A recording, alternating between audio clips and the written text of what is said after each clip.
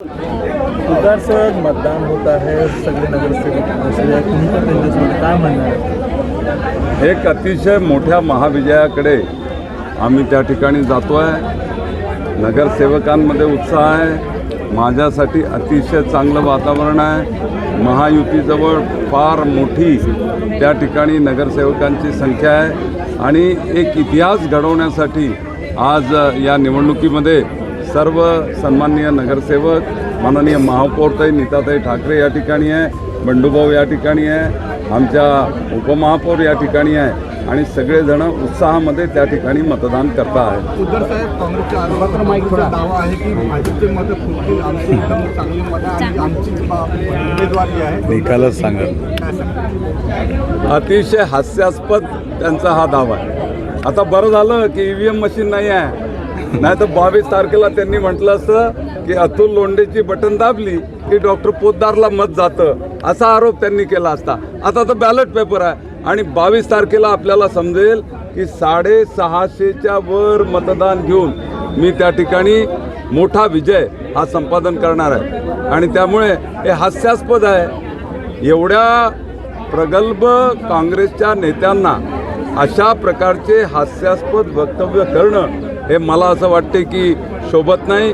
काहीतरी उष्ण अवसान आणून ते त्या ठिकाणी आपली हिंमत ती कायम ठेवण्याचा प्रयत्न करतात, पण आतून ते पूर्णपणे दुभंगलेले आहेत आणि निराश आणि हताश झालेले आहेत.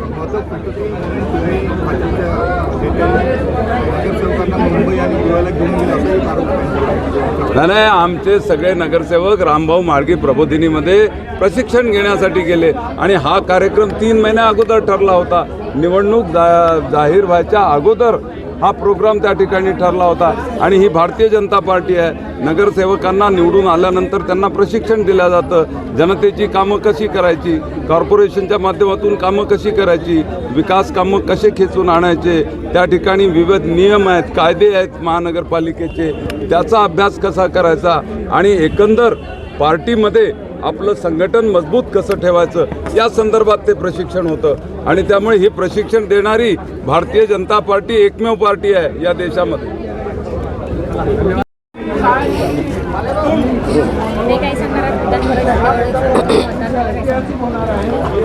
स्थानिक स्वराज्य संस्थेचं मतदान आमचे उमेदवार भारतीय जनता पक्षाचे राजीव पोद्दार 100% जिंकणार आहेत.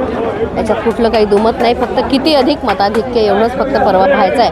त्यामुळे मतदानासाठी आणि विजयोत्सवासाठी दोन्हीसाठी एकत्रित आलो. काय वाटतं तुम्हाला या निवडणुकीमध्ये एकमेव काँग्रेसचा उमेदवार तुमच्या विरुद्ध आहे? अनेक ठिकाणी काँग्रेसनं विदर्भात खास करून त्या ठिकाणी उमेदवार मागे घेतले आहे, अमरावतीचा उमेदवारी नाही आहे. या ठिकाणी काँग्रेसनं किमान टक्कर तरी दिली आहे. या पोटनिवडणुकीत तुम्हाला काय यश वाटतं? याला टक्कर म्हणावंच लागेल नाही.